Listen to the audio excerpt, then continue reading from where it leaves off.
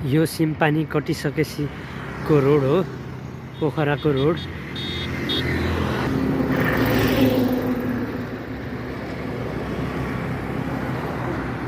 र अहिले चाहिँ यताको बाटो चाहिँ एक्सपान्ड भइसकेको छ।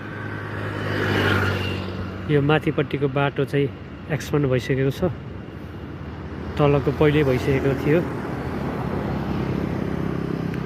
त्यही कारणले अहिले त गाडीहरू हिँड्छन्, यताबाट जान्छ गाडीहरू।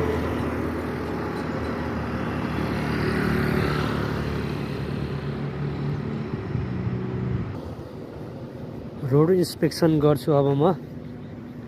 देख्न सक्नुहुन्छ तपाईहरु रोडको क्वालिटी।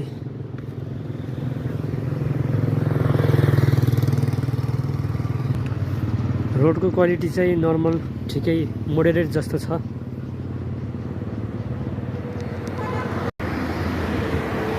त्यहाँबाट म आए स्कुटरमा यहाँ त्यो अहिको बाटोबाट।